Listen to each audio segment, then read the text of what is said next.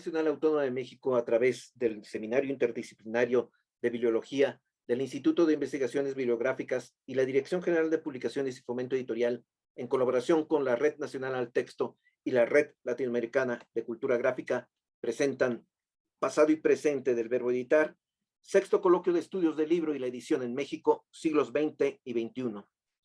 La Mesa 3, Trayectorias de Editoras, Editores y Editoriales, está integrada por las ponencias Provincia y Nación en el trabajo editorial de Gabriel Fernández Ledesma, de Caliope Martínez, de la Universidad Autónoma de Aguascalientes. La Unión Tipográfica Editorial Hispanoamericana, UTEA, y su Fondo sobre Cultura Política Democrática, 1953-1968. De María Guadalupe Lachino Salinas, del Centro de Documentación e Información del Primer Observatorio de Inclusión Indígena. Y cocinar y publicar las ediciones Velázquez de León, 1936, 1968, 1978, de Daniel de Lira, de la Facultad de Filosofía y Letras de la UNAM. Continuamos.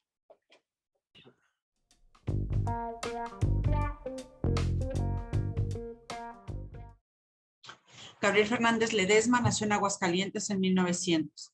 Reconocido pintor, grabador, diseñador, impresor de libros, por tratar de mencionar solo algunas de las actividades que desarrolló, inició su carrera artística siendo apenas un chico de 15 años en su ciudad natal.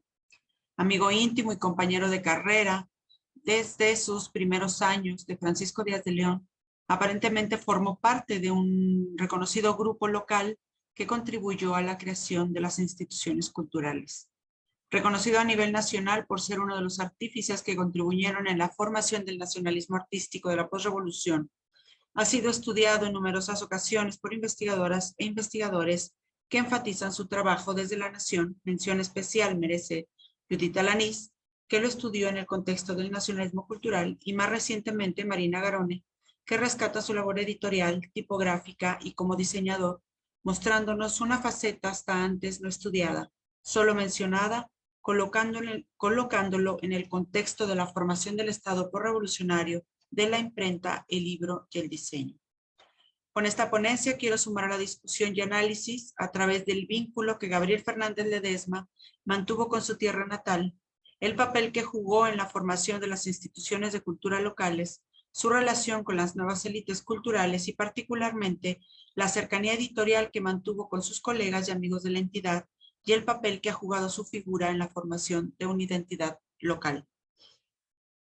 Cuando Gabriel Fernández Ledesma se incorporó como trabajador de los talleres del ferrocarril junto con su amigo Francisco Díaz de León, para conocer de cerca el trabajo obrero y unirse a la Alianza Ferrocarrilera de Aguascalientes, uno de los primeros sindicatos de ferrocarrileros con tendencias socialistas y anarquistas, ya estaba empapado del proceso revolucionario, pero también de un asociacionismo local que aprendió y conoció en el Instituto de Ciencias y que habitualmente buscaba en las publicaciones estudiantiles y de profesores un medio de expresión de sus ideas. Es así que se sumaron un profundo impulso personal revolucionario empapado de socialismo y renovada visión estética que aprendió de las revistas argentinas y españolas que llegaban a Aguascalientes o se hacían por conseguir no solo él, sino también un grupo de jóvenes que estudiaban en la Academia de Dibujo de Aguascalientes, como Francisco Díaz de León. En el Instituto de Ciencias se formaban jóvenes bajo los principios liberales de Terán y Chávez, que promovían el trabajo artesano como edificante, sumado a la idea cientificista del porfiriato con profesores como Jesús Díaz de León. Por su parte, la Academia de Dibujo se encontraba, como en el resto del país, formando jóvenes desde la visión academicista, lo que generó una reticencia y manifiesto rechazo a los métodos de aprendizaje que se ofrecían. Es conocido lo que al respecto dijo Francisco Díaz de León, cito: "Confieso sinceramente que aprendí poco en aquel templo del arte, y también que las litografías de Julien, aquellas muestras ante las cuales permanecían hipnotizados meses y meses los alumnos, solo despertaron en mí temor y desconcierto. No dibujaría ya con mi antigua libertad. Al trazo libre, espontáneo, con que solía evocar el mundo físico, le sucedía un fastidioso grafismo de líneas con gruesos y delgados que eran modulados con minucia aterradora. Fui el más mediocre entre todos los vespertinos concurrentes y desde aquellos lejanos días enemigo de las academias". rebeldes a las enseñanzas que les ofrecían en la Academia de Dibujo, a lo cual, por cierto, nunca fue Gabriel, y de los cursos de dibujo, pintura y labores manuales que les ofrecía el Instituto de Ciencias, al que nunca fue Francisco, y donde Gabriel estudió entre 1912 y 1915, se unieron, uno con 17 años y otro con 15, al trabajo obrero y fundaron, junto con sus compañeros de trabajo y posiblemente algunos otros amigos, el Círculo de Artistas de Aguascalientes, que aprovechó el espacio que tenía la Alianza Ferrocarrilera y ahí establecieron su taller de pintura, a la vez que era centro de reunión para dictar pláticas semanales, escuela y espacio para exposiciones. En sus artículos constitutivos definieron una incipiente postura frente al arte, pero muy clara para el contexto en el que se estaban formando. En sus 11 puntos podemos observar la tendencia hacia el art déco, la idea del trabajo, la rigurosidad de la práctica artística a través del ejercicio constante y el llamado a la independencia artística. Influenciados naturalmente por la revolución armada que vivía su curso y que vivió en Aguascalientes, su momento más álgido durante la soberana convención revolucionaria, se sumaron al discurso armado proponiendo el trabajo artístico como clave.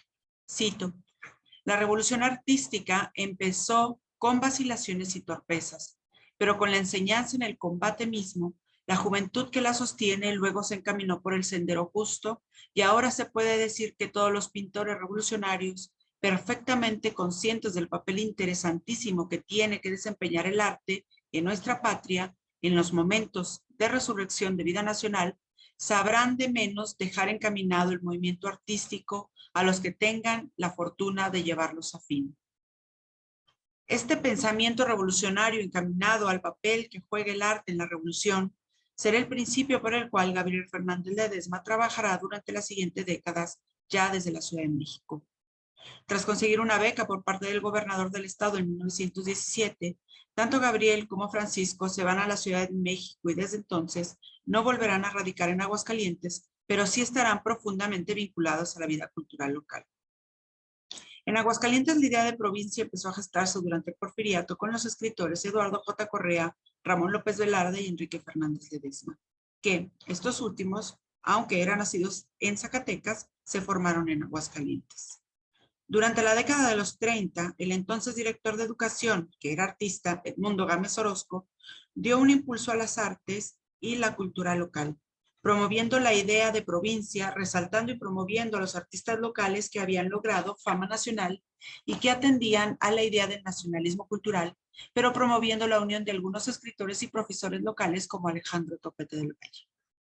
En esta década, Eduardo J. Correa ya había publicó su libro Un viaje a Termápolis, Manuel M. Ponce ya gozaba de fama mundial y Francisco Díaz de León y Gabriel Fernández Ledesma ya participaban ampliamente en los proyectos nacionalistas. Todos los artistas y escritores que vivían en la Ciudad de México mantuvieron ese vínculo con Aguascalientes y refirieron y manifestaron de alguna manera su amor a la provincia. Gabriel Fernández Ledesma volvió a exponer en Aguascalientes en 1918, junto con su amigo Francisco Díaz de León, como una manera de retribuir al Estado por el apoyo que se les había brindado con la beca, por lo que esta vez fue en el Instituto de Ciencias y representando el arte revolucionario, como se hizo saber en una nota de periódico. Cito: dichos alumnos se han distinguido siempre en la Escuela de Bellas Artes por sus aptitudes artísticas y por sus tendencias netamente revolucionarias dentro del arte mismo. Entre 1918 y la década de los 40, Gabriel estuvo más enfocado a su trabajo nacionalista, periodo en el que inició abiertamente su trabajo en el mundo del libro. Sin olvidar que tanto su padre como el de Francisco fueron, entre otras cosas, encuadernadores, el acercamiento real al mundo del libro, dice Francisco Antúnez, lo inició en 1921, a través de la ilustración, pero realmente fue en 1919 cuando ilustró con 20 dibujos el libro de su hermano Enrique con la sed en los labios. A partir de entonces ilustró libros para Editorial Cultura, El Ferrocarril Central, Ediciones de Manuel León, la Secretaría de Relaciones Exteriores, la Secretaría de Educación y en el periódico El Universal Ilustrado, hasta que se involucró de lleno en la impresión y edición de la revista Forma entre 1926 y 1928. Lo cierto es que nunca dejó de trabajar en el mundo del libro, Y la muestra de ello se ve a lo largo de su vida, y especialmente en los libros de su autoría y en aquellos en los que hizo la composición tipográfica y el trabajo editorial. No pretendo en esta ponencia detenerme en enlistar la producción de Fernández Ledesma en el mundo del libro y la edición, sino dar cuenta de los vínculos que sostuvo toda su vida con los aguascalentenses natos y los adoptados a través del mundo del libro. A partir de la década de los 40 y ante la falta de un proyecto cultural en el Estado, surgieron una serie de grupos independientes cercanos en su mayoría al poder político. Para entonces, la idea de provincia ya estaba arraigada. La fundación del Círculo Aguascalentense de la Ciudad de México tenía como objetivo mantener cercanos vínculos entre los aquicalidenses que vivían en la Ciudad de México. En ella estuvo Francisco Díaz de León, quien se mantuvo siempre presente en el Estado a través de diversas actividades y organizaciones como los sindicatos ferrocarrileros, los Rotarios y el Seminario de Cultura Mexicana. La corresponsalía del Seminario de Cultura Mexicana jugó un papel fundamental en la consolidación de la idea de provincia. La misma provincia que, según los actores culturales y políticos de la época, dotaba de identidad a la nación y que esa Atenas de México era Aguascalientes. Al respecto, la tesis de Adrián Rodríguez profundiza y redirecciona los estudios de las instituciones culturales en Aguascalientes y destaca los vínculos entre intelectuales, artistas y políticos para la creación de las instituciones culturales y cómo todos aquellos que contribuyeron con el discurso sumaron a la hegemonía de la revolución institucionalizada. Entre los miembros fundadores de la corresponsalía de Aguascalientes estaba Francisco Díaz de León, Alejandro Topete del Valle, Francisco Antúnez Madrigal y Salvador Gallardo Dávalos. Este proyecto fue impulsado por Díaz de León y fue la primera corresponsalía del seminario en la provincia mexicana, lo que confirmaría el ideario que se venía gestando desde principios de siglo. Al seminario se sumarían posteriormente Antonio Acevedo Escobedo y Jesús Reyes Ruiz. Con los años, el seminario perdió influencia en la toma de decisiones y definición de las políticas culturales en Aguascalientes, pero los principios rectores con los que trabajó permanecieron. El proyecto y ejecución de la descentralización de los bienes y servicios culturales de los años 60, 70 y 80 sumó la promoción y fortalecimiento de la idea de provincia claramente, como se venía trabajando en el Seminario de Cultura Mexicana. En este sentido, los padres de la provincia cultural, o sea, los hijos pródigos de Aguascalientes, se constituyeron como los pilares de la descentralización. A partir de la enseñanza de las artes y la creación de los espacios para la construcción de la identidad provinciana como museos, bibliotecas, colecciones de archivos, se destacó desde entonces a esos pilares. Hablo de José Guadalupe Posada, Saturnino Herrán, Jesús F. Contreras, Manuel M. Ponce, y en pleno crecimiento institucional se sumaron Francisco Díaz de León, Gabriel Fernández Ledesma, Antonio Acevedo Escobedo y Alejandro Topete del Valle. En todo ese largo caminar por la creación de instituciones culturales, a partir de los años 40, los libros fueron un eje más dentro de los proyectos culturales. De hecho, el amor a los libros y su producción unió por toda su vida a Francisco Díaz de León, Antonio Acevedo Escobedo, Francisco Antúnez y Gabriel Fernández Ledesma. Los principales promotores del trabajo tipográfico en Aguascalientes en la década de los 50 y los 70 fueron, sin duda, Díaz de León y Antúnez. Antúnez, un experimentado impresor michoacano que radicaba en Aguascalientes, fue el principal promotor de las bibliotecas y la cultura del libro. Fue el responsable de crear la primera biblioteca pública del Estado en el entorno del proceso de institucionalización de las bibliotecas en los años 50. Con ella instituyó la vocación pública del acceso a la lectura y promovió con ideas muy claras los valores de los hijos de Aguascalientes. Esta biblioteca fue llamada Enrique Fernández Ledesma en honor al escritor zacatecano, pero formado y vinculado siempre a Aguascalientes. Antúnez promovió enérgicamente que fuera un espacio clave para la construcción de la idea de la provincia. Con esa claridad buscó por mucho tiempo que fueran Díaz de León y Fernández Ledesma quienes pintaran un mural al interior del edificio. A la larga, su proyecto no se realizó. En 1952 le escribía con preocupación a Pedro de Alba y le hizo saber que visitaba la ciudad el artista Leopoldo Méndez y que veía en la biblioteca un espacio propicio para pintar uno de sus murales. Argumentaba, cito, tratándose de la biblioteca, yo siempre pienso en los próximos 50 años. ¿Será la obra de este pintor o de algún otro de la calidad artística apetecible como para resistir medio siglo de observación y de consentir en que se pinten los vanos superiores de los muros? ¿No correspondería más bien esta oportunidad a Díaz de León y a Gabriel Fernández Ledesma, tan vinculados a esta tierra de Aguascalientes? Fin de cita. El proyecto de Leopoldo Méndez estaba enmarcado en los festejos del año de Posada y era promovido por el gobernador Edmundo Gámez, quien aceptó el proyecto y apoyó al artista. Finalmente, Méndez decidió pintarlo en el Palacio de Gobierno, pero la muerte repentina del gobernador no permitió que el trabajo continuara. Esta obra es el homenaje a Posada, paradójicamente una de las grandes obras de Méndez. El historiador Adrián Rodríguez lo atribuye esta postura de Antúnez a el síndrome del hidrocálido empedernido, que defiende afanosamente las bondades de la matria ideal y a sus hijos. Años después, Antúnez, sin dejar de poner el dedo en el renglón, volvió al tema del mural y Gabriel, mostrando el conocimiento que tenía sobre la historia y la cultura local, no se notó motivado. Le argumentaba que en su visita a Aguascalientes vio de manera rápida la biblioteca y sobre los muros dijo, no es muy tentador, ni la disposición de la planta alargada frente a la puerta de entrada, creo, que se puede hacer, sin embargo, una decoración interesante. El proyecto, como lo dije, no prosperó nunca.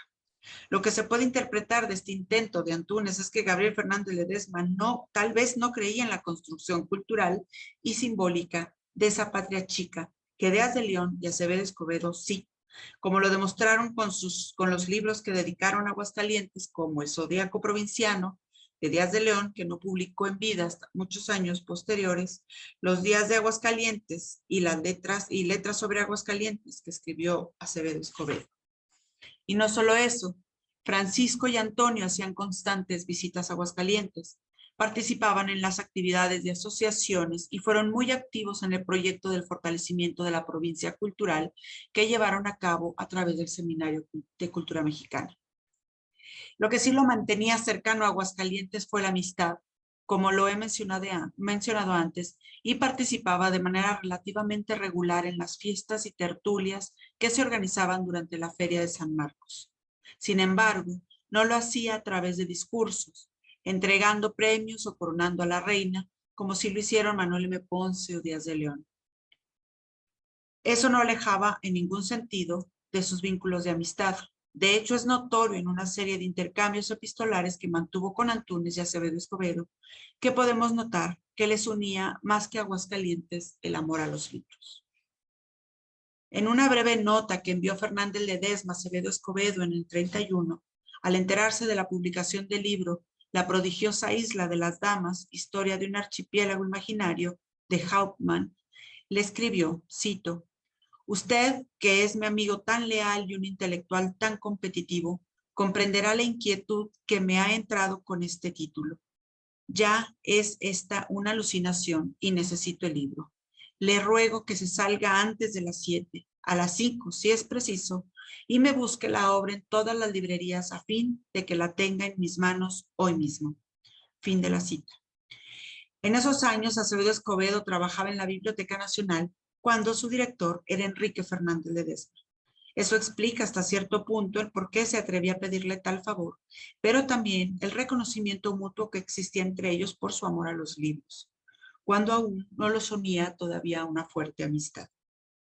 Muchos años después, en 1978, envía a Francisco Antúnez una carta que acompaña al libro Historia de los Espectáculos en Puebla, diseñado por Gabriel, en la que le cuenta los pormenores de las dificultades que tuvo en los talleres gráficos del Instituto Politécnico Nacional. Cito, atiendo a mi confianza hacia ti o quizá a mi desvergüenza. Te envío este libro plagado de 1000 defectos. Los talleres gráficos del Politécnico, si así se les puede llamar, son algo lastimosos. carencia de tipos de caja, matrices maltratadas de linotipo, de los que salen los lingotes con casi todos los caracteres heridos.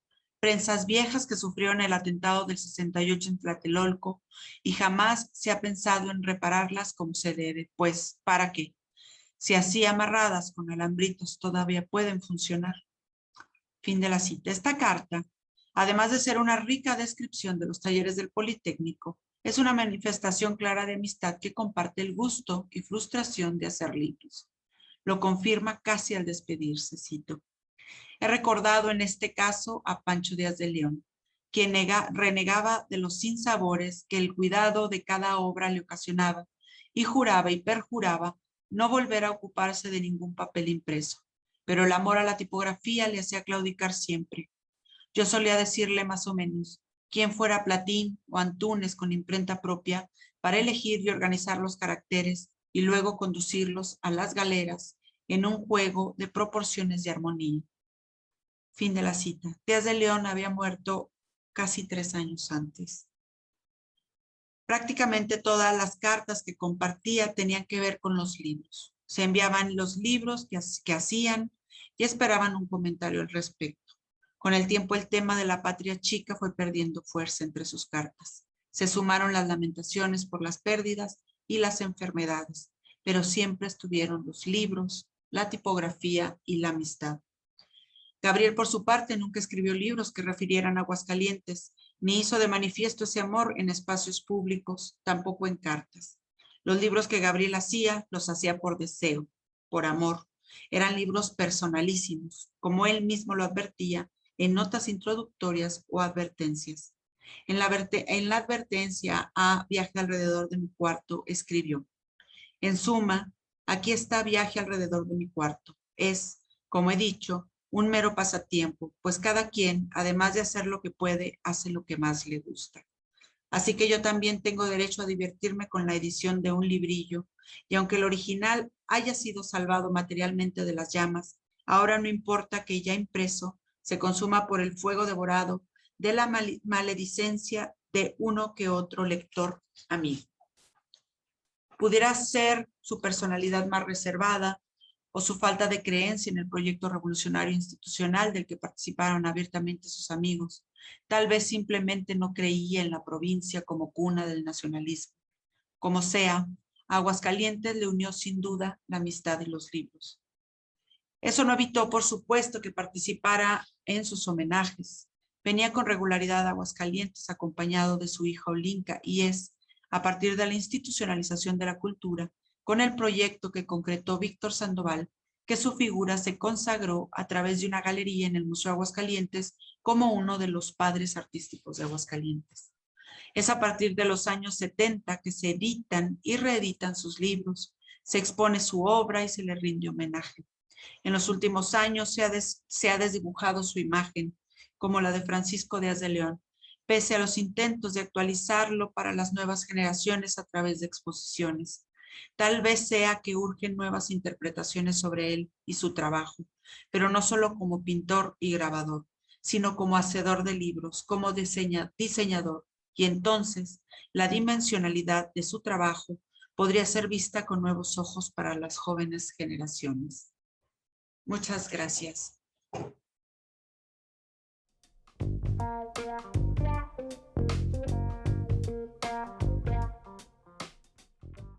Pues muy buenos días, saludo con mucho gusto a todos aquellos que tienen la oportunidad de vernos y escucharnos a través de estas plataformas virtuales en este sexto coloquio de estudios del libro y la edición en México, a través de este evento vía remota que nos permite y nos permitirá tener una charla y un diálogo y un debate con todos ustedes y con este gremio bibliotecológico, con este gremio de la industria del libro y la editorial. También agradezco enormemente a la doctora Marina por haber hecho esta invitación, a la doctora Garone por pues bueno, invitarme y poder ser parte de este evento tan importante.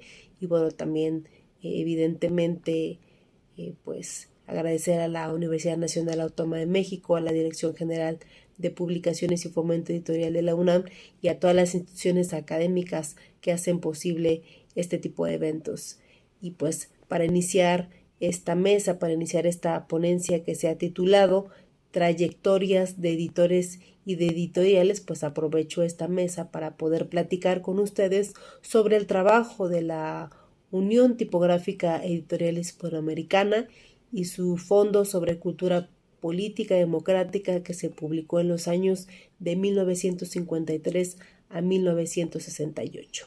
Dicho esto, pues bueno, para mí me parece muy importante analizar como bibliotecóloga, analizar desde la industria editorial en las investigaciones sobre el libro y la edición en México, hacerlo desde una perspectiva histórica, desde una perspectiva social, es decir, la industria editorial y de la información, particularmente en los estudios o en el área de los recursos bibliográficos, es donde se hace presente esta crítica que se tiene que hacer desde estudiar estos fenómenos sociales, estos fenómenos que atañen al universo del libro como producto editorial.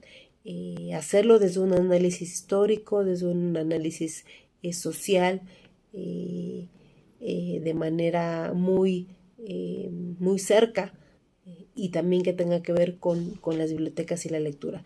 Creo que este análisis o estos análisis interdisciplinarios en donde convergen varias disciplinas nos permite poder analizar las obras y las colecciones que se publican y que se traducen por muchas editoriales, particularmente la que hoy quisiera compartir con ustedes, que es el trabajo editorial de la Unión Tipográfica Editorial Hispanoamericana, y el trabajo que ha hecho de publicación, o que hizo de publicación y de traducción de obras que se publicaron en un momento muy particular, en un momento coyuntural.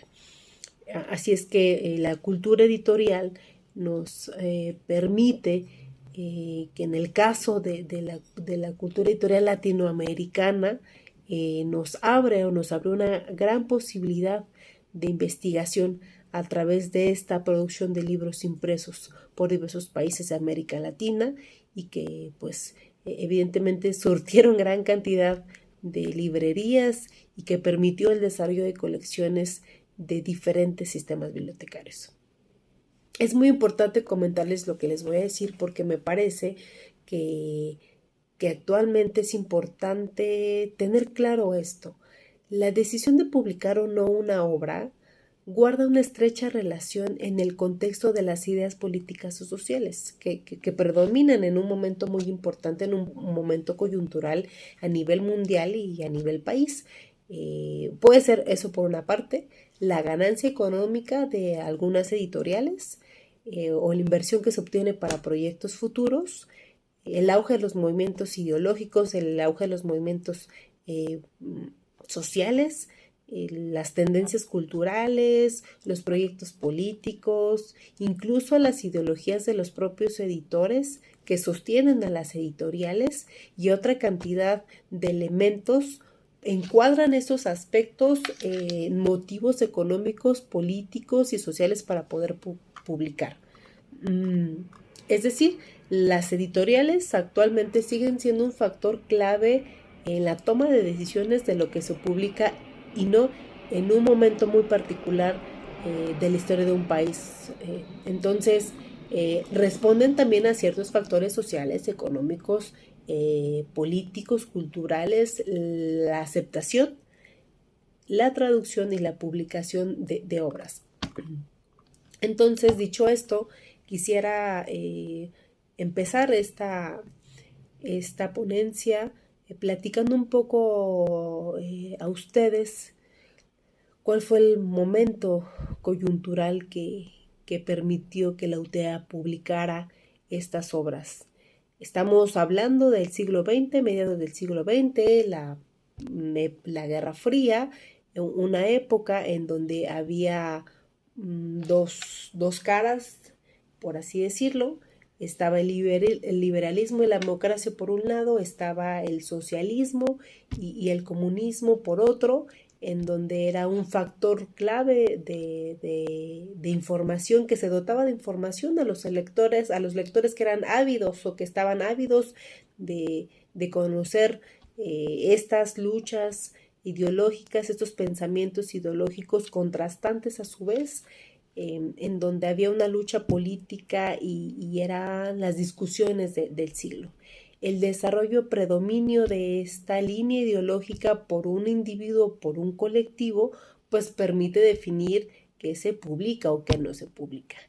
Hay un interés particular en las obras que se publican, los editores que publican y las editoriales en las que se publican. Entonces, hay diversas ideologías respecto a los discursos del autor y pues del editor.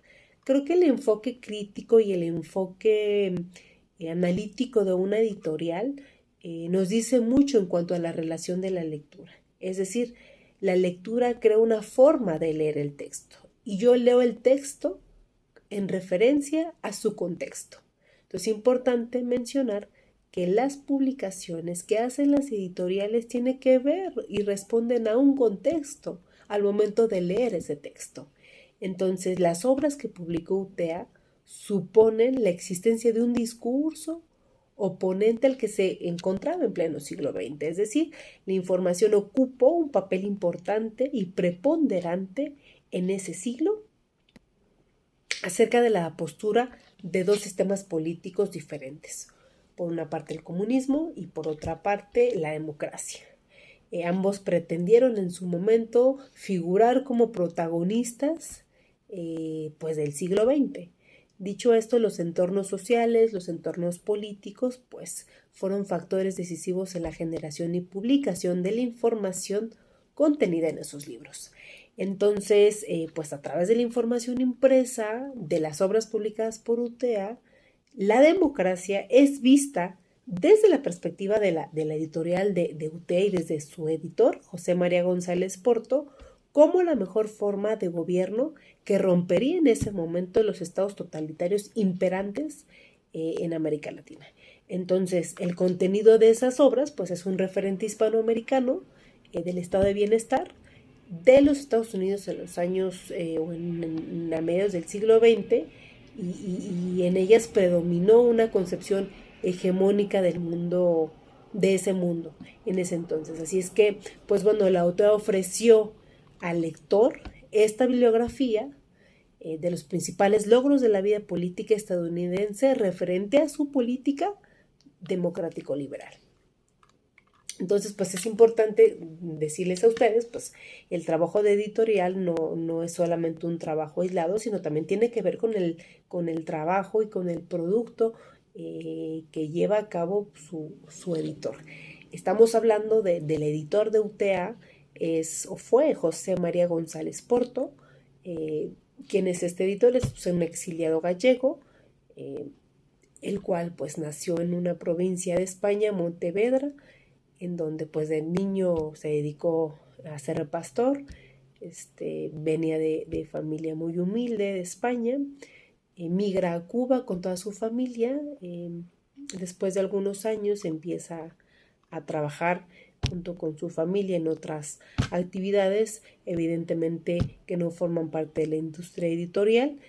Conforme él va creciendo, va teniendo algunas actividades que le permiten realizar algunos ingresos a su casa. Más tarde empieza a su primer trabajo junto con su hermano en un zaguán, es decir, ahorran lo suficiente para poder implementar un pequeño negocio de libros que empiezan a vender por ahí. Entonces conforme van pasando los años, empieza a trabajar en otras actividades relacionadas al mundo de la industria editorial como agente vendedor en algunas librerías, etc. Conforme va creciendo, se empieza a involucrar con algunos otros actores de la industria editorial, y estos sucesos le empiezan a trazar una vida en el mundo de los negocios de la edición.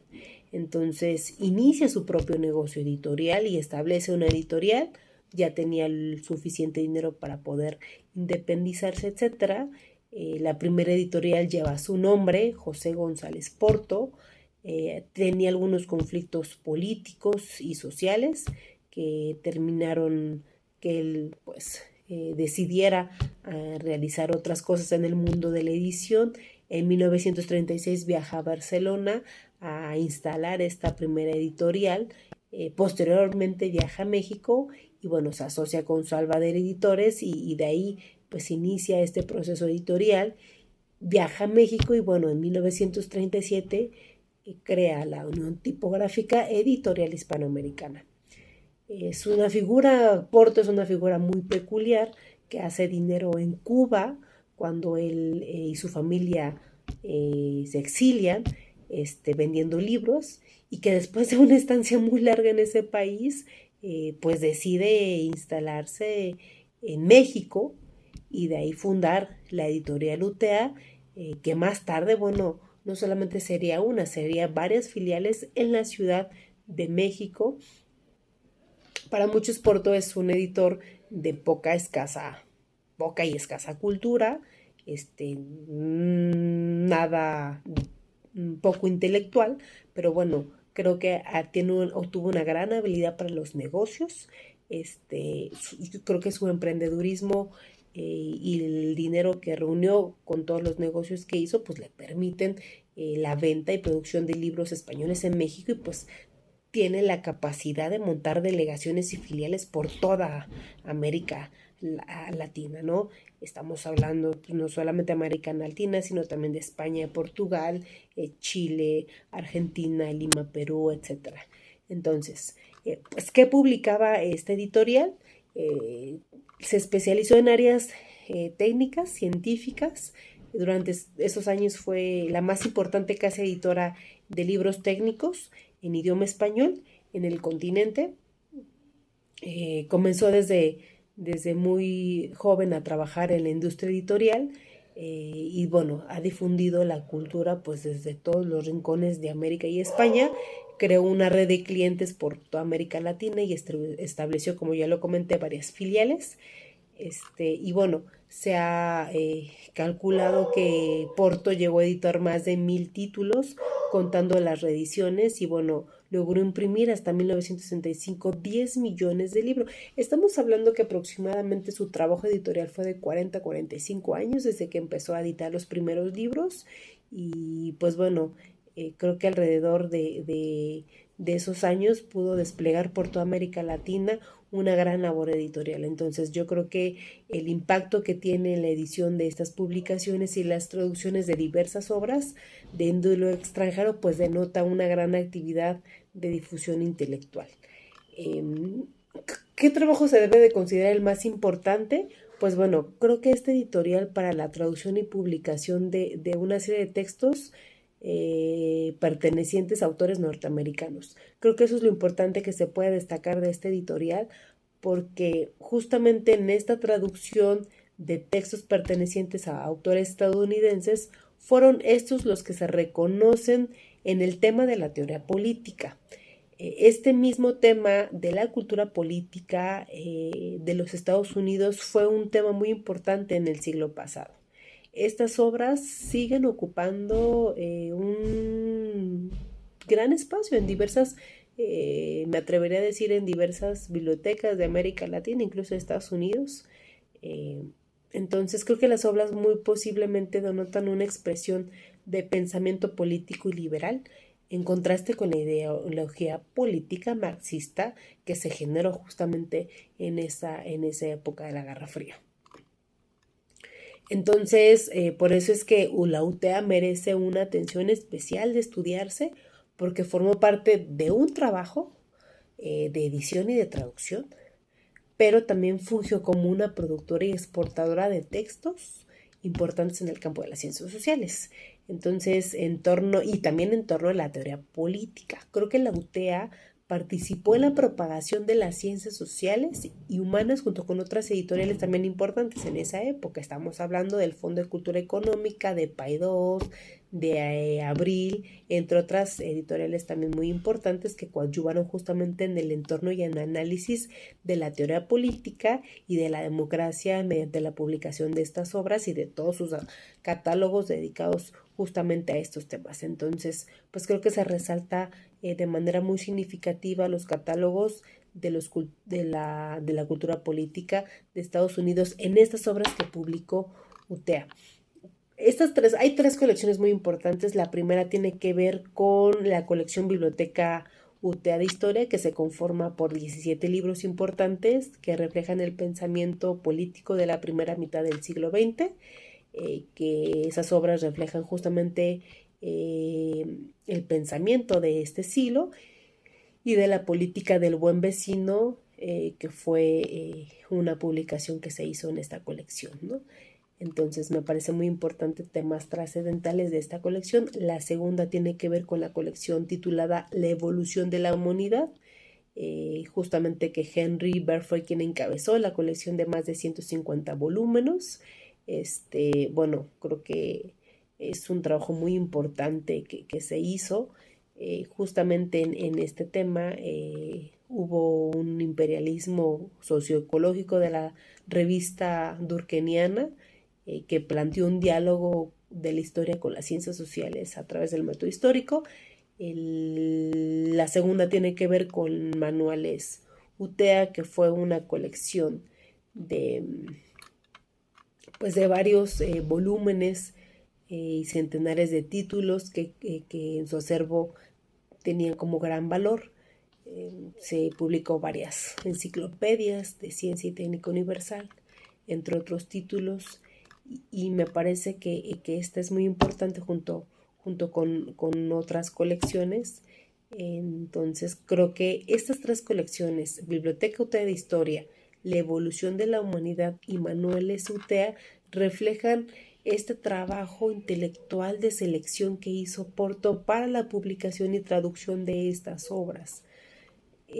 Colecciones Manuales UTEA, quisiera detenerme aquí porque fue una colección muy importante, junto con otras colecciones, pero esta es más importante porque dentro de esas dos colecciones UTEA estableció las ciencias sociales como algo importante dentro de las traducciones. ¿Por qué? Porque en esas traducciones hubo un trabajo de representantes de la cultura política estadounidense. Estamos hablando de John Dewey, de William Chambers, de Sidney Hook, entre otros autores, y que de 1953 a 1968 son las fechas que ponen al alcance las publicaciones de aquellos textos de autores norteamericanos adheridos a la teoría política norteamericana y a la teoría política estadounidense. Vuelvo a repetir: John Dewey, Durward Vladimir, Davis, Harold Hinton, Sidney Hook, Leon Cahen, Herbert Fayes, entre otros autores que merecen la pena también mencionar.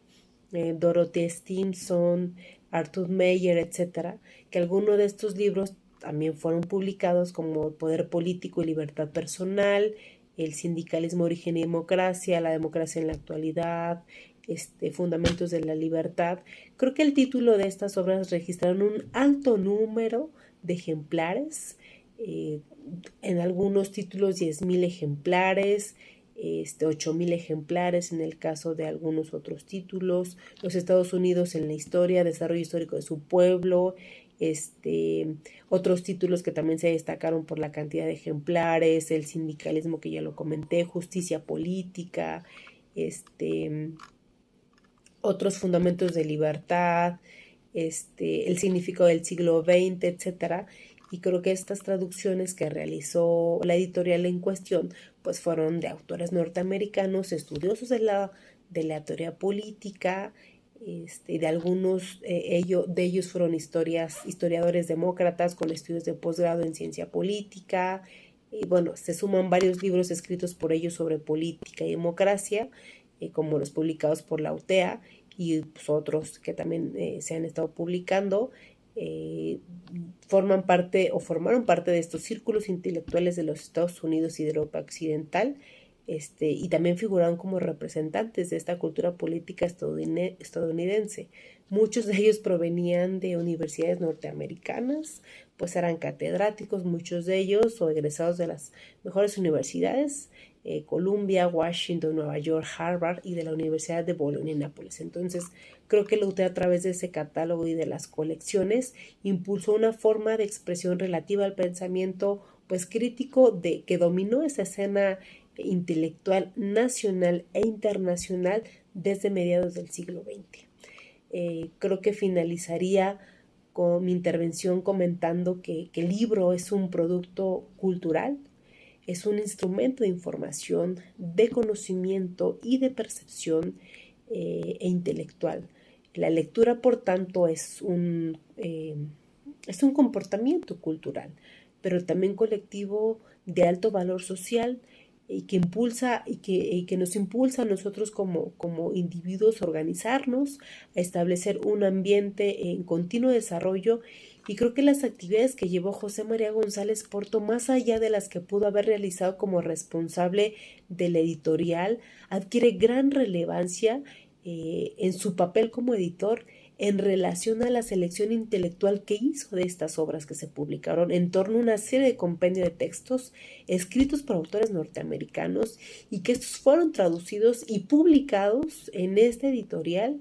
Y estos temas se vincularon con la teoría política democrática estadounidense en la época pues, de la Guerra Fría.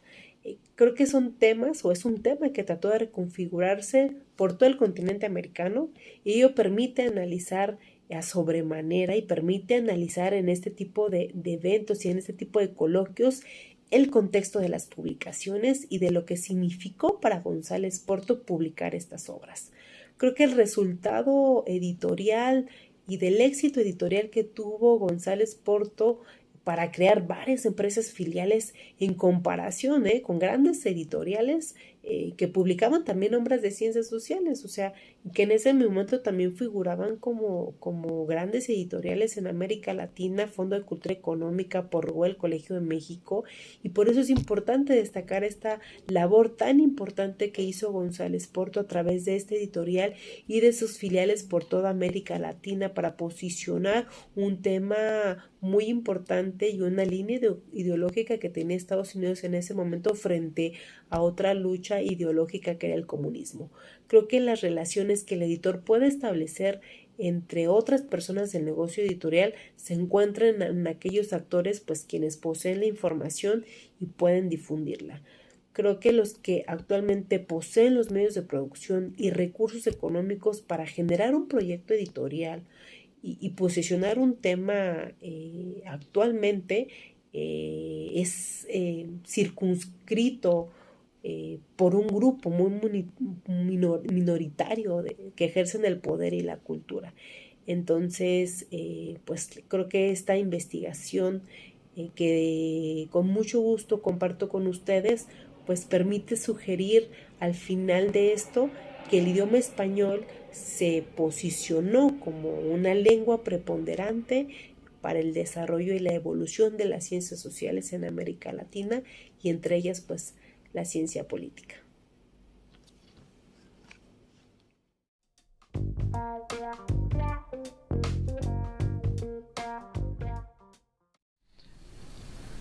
Cocinar y publicar las ediciones Velázquez de León 1936, 1968, 1978.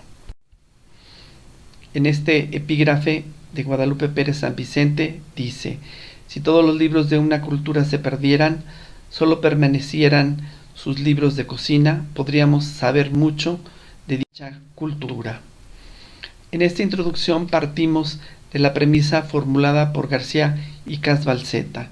La reconstrucción cronológica y sistemática de la producción bibliográfica de los impresos y su estudio general y particular nos permite una comprensión integral y documentada de la historia de la cultura impresa.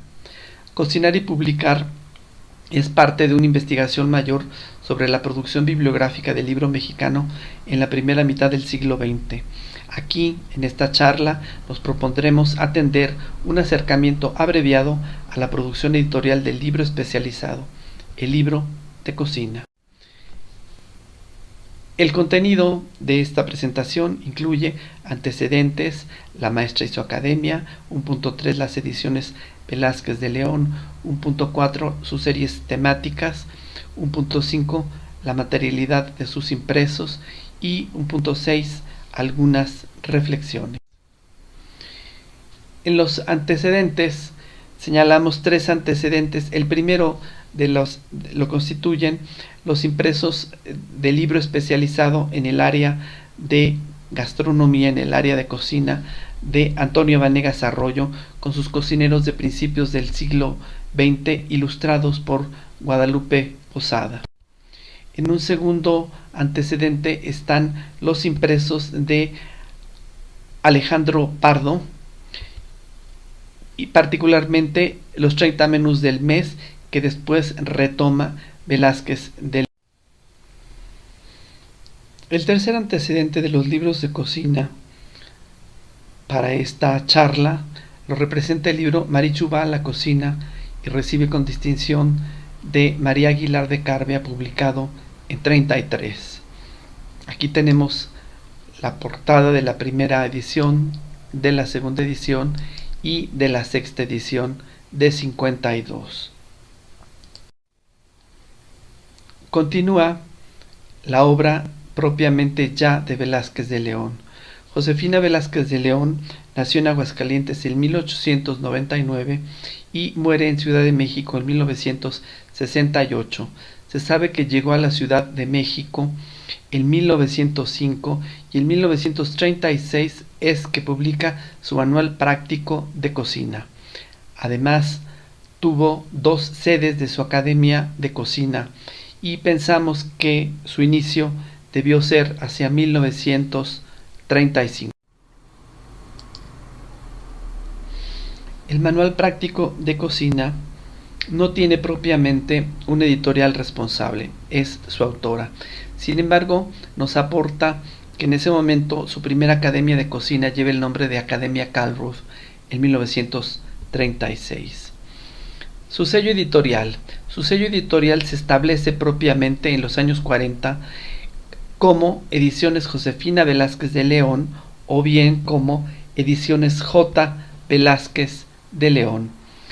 Su academia imparte cocinas de cocina sencilla, cocina moderna, especialidades mexicanas, alta cocina, repostería sencilla, pan de levadura, decorado de pasteles, clases por menú completo. Su academia funciona por las tardes y por las noches. El lema de su academia, su lema inicial, es saber cocinar es base de economía, cuando la palabra economía se encontraba en boga. Años después agrega también otro lema: la economía es base de un hogar feliz. Como vemos, las ediciones Velázquez de León están realizadas por una empresaria. En sus impresos vende desde un molde pequeño de jaletina hasta banquetes y enseres modernos de cocina, refrigeradores, estufas, que anuncia de otras tiendas. En este tercer apartado hacemos un breve comentario sobre la participación de 3 estudiosos de la obra de Velázquez de León. El primero es Jeffrey Pilcher con su libro Vivan los tamales, la comida y la construcción de la identidad mexicana, donde ubica a las ediciones de Josefina Velázquez de León como un paradigma de la cocina en México y de la formación de la identidad mexicana. En su libro, en un ensayo que le dedica en Human Tradition en México, la define como la apóstol de las enchiladas.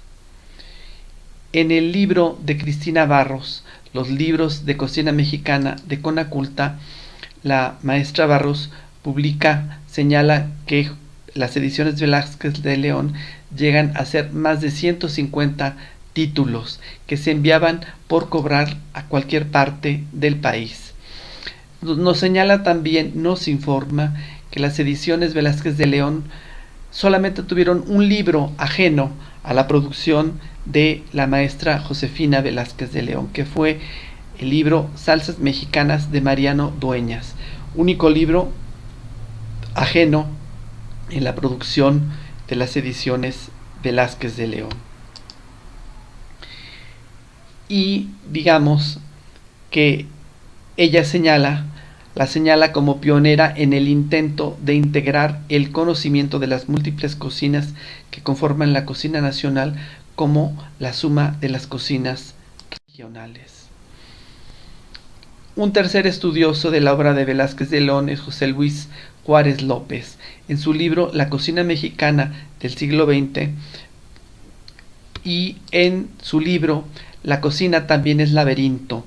En el primero hace una descripción histórica valiosa, crítica, del aporte de las ediciones Velázquez de León y de su autora, y en La cocina también es laberinto nos entrega una biografía sumamente completa de 6 personajes del clave de la alimentación popular del siglo XX, entre los que destaca Josefina Velázquez de León.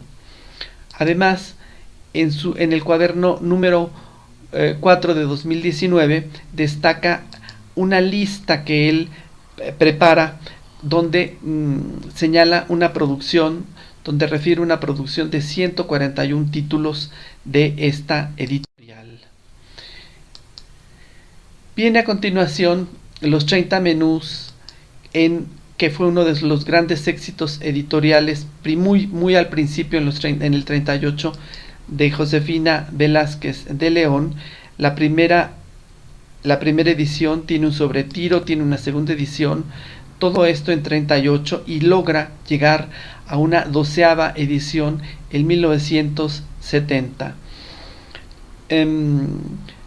Hay que señalar que es un trabajo complicado el estudio de la producción de Velázquez de León, porque en un porcentaje considerable de sus ediciones carecen del año.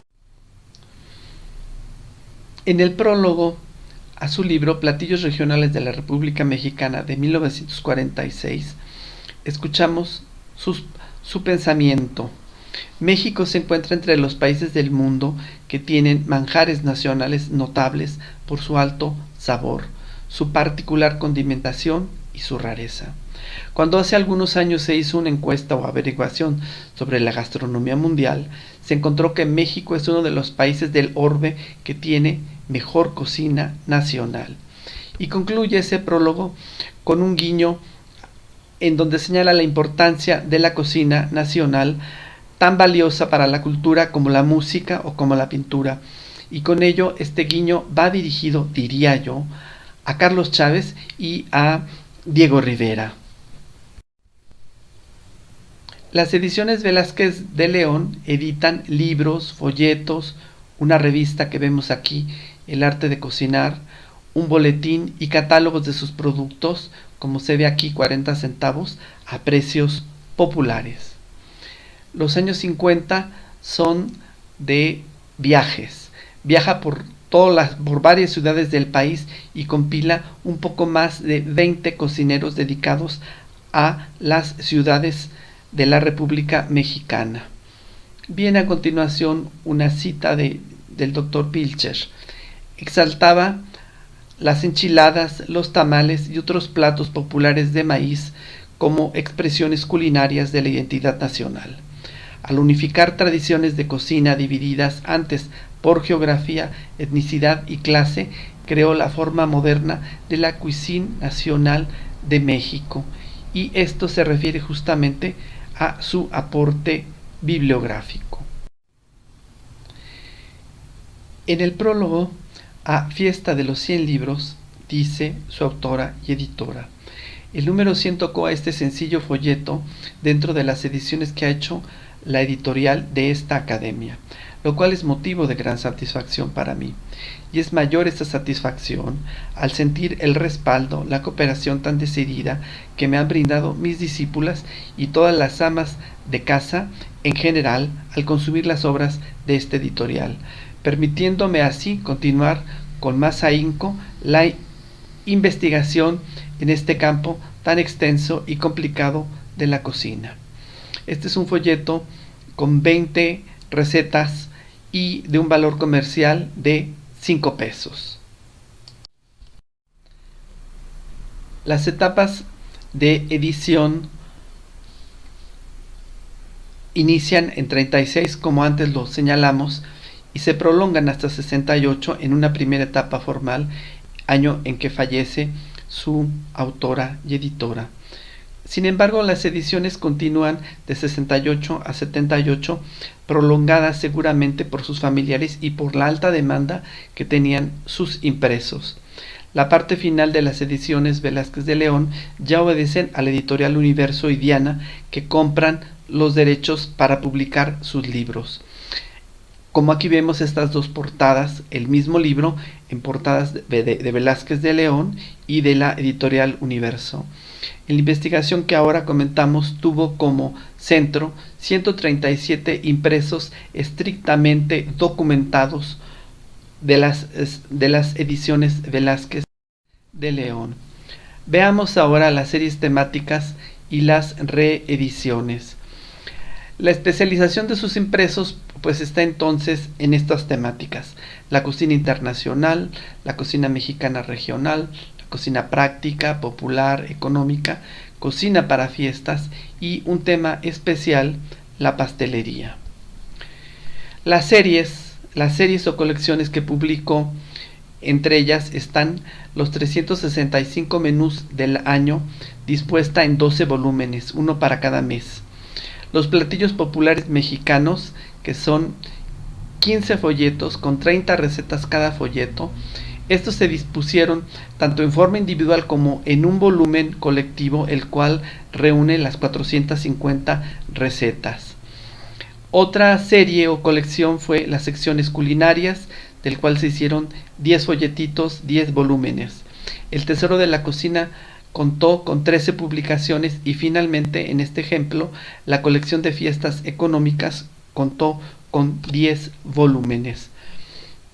Las reediciones que son constantes en esta obra editorial, una es el Manual Práctico de la Cocina y Repostería, que llegó a 5 ediciones, La Cocina de la Recién Casada a 3 ediciones, El Pan Estilo Chino, 4 ediciones, Las 100 recetas de la cocina sencilla al alcance de todas las amas de casa, 7 ediciones, y un libro clave, también de 11 ediciones, extenso, el Mexican Cookbook for American Homes.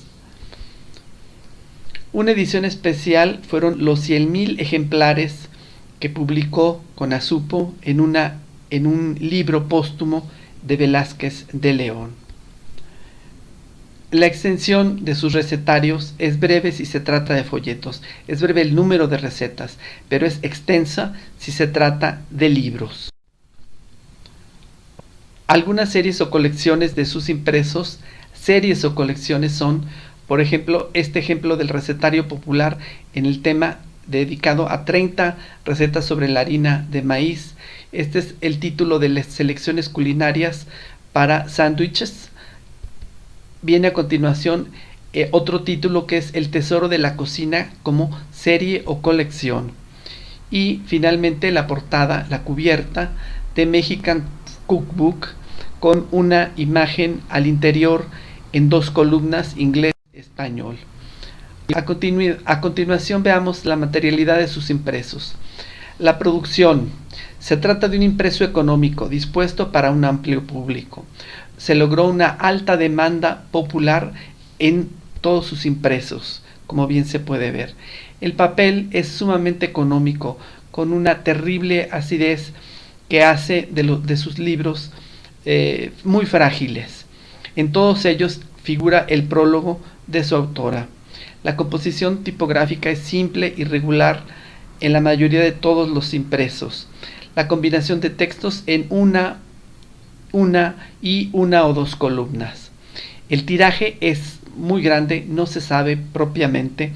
Debió ser arriba de 1000 ejemplares y solamente descubrimos el caso de un libro que señala 3000 ejemplares en su tiraje. Así, su extensa y constante producción editorial creó una diferencia significativa entre las autoras de impresos de cocina de su tiempo.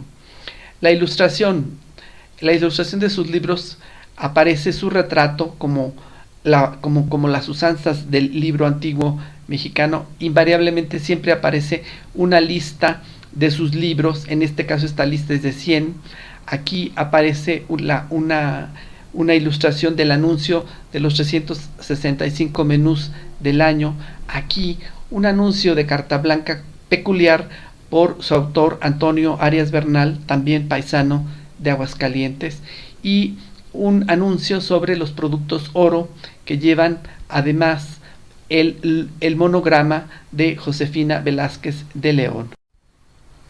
La materialidad de sus impresos.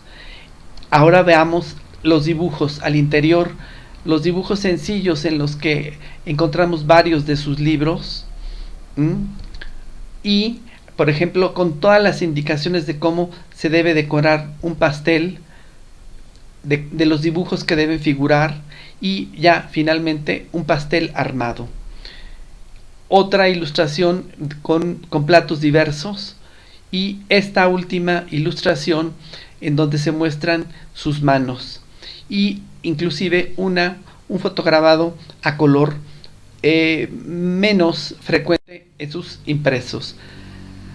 Veamos ahora las encuadernaciones, que se trata, en este caso viene una portada propiamente que nos permite ver simplemente el engrapado de sus libros.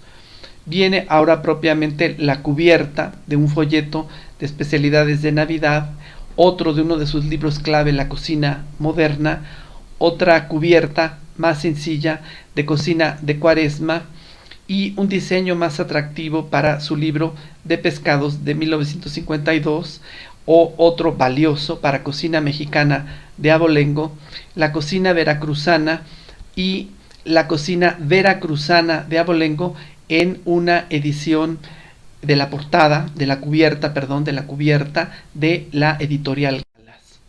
Solamente se hicieron dos cubiertas. Otra encuadernación peculiar es la del libro de la recién casada, donde en este artículo, en este anuncio, se figura cómo se vende el libro. Se vende en pasta a la rústica, se vende en un estuche, se vende encuadernado con pasta de lujo y nombres en letra dorada. Aquí viene un libro peculiar ya de entrada, de origen, impreso en queratol, que elimina la cubierta popular interna. Y bueno, una pasta dura, una encuadernación propiamente valiosa. Algunas consideraciones finales. Podemos en consideraciones finales determinar que Cocinar y Publicar, junto con sus clases, ha sido y es la historia de una peculiar editorial y una audaz empresaria, diversificada en la modernidad y el orgullo por la cocina nacional. Josefina Velázquez de León es una secuencia de la mujer en la cultura impresa de la primera mitad del siglo XX, y esto lo digo en relación al alto papel que ocupa la mujer en el desarrollo del libro mexicano. Distinguida, es señalada como un personaje distinguido en la contribución, por su contribución en la identidad del mexicano. Y en los comentarios, en las apreciaciones de Jeffrey Pilcher, José Luis López Juárez y Cristina Barros. La relevancia cultural, intelectual y material de las ediciones Velázquez de León de la Maestra es una permanencia de sus impresos. Su legado es entonces un legado intelectual sobre la cocina tradicional, pero también es un legado material, toda la producción bibliográfica dispersa. Sus impresos son hoy por hoy documentos históricos de un pasado posiblemente reciente que ha empezado a envejecer desde luego, y son evidentes recursos de investigación. En un último momento doy un cumplido agradecimiento a la doctora Marina Garone por extenderme una invitación a participar ahora a este foro, a ustedes por su gentil atención y desde luego a las bibliotecas del Centro Carso, a la Biblioteca de Herdes de Cocina, a la Biblioteca Nacional, principalmente de donde procede el estudio y las imágenes que ahora he compartido con ustedes. Muchas gracias. Con esta mesa de tres celebramos el coloquio Pasado y Presente del Verbo Editar, sexto coloquio de estudios del libro y la edición en México, siglos XX y XXI. Agradecemos la colaboración de la Red Nacional al Texto y la Red Latinoamericana de Cultura Gráfica. Este coloquio está organizado básicamente por el Seminario Interdisciplinario de Bibliología del Instituto de Investigaciones Bibliográficas y la Dirección General de Publicaciones y Fomento Editorial de la Universidad Nacional Autónoma de México. Muchísimas gracias y muchos libros.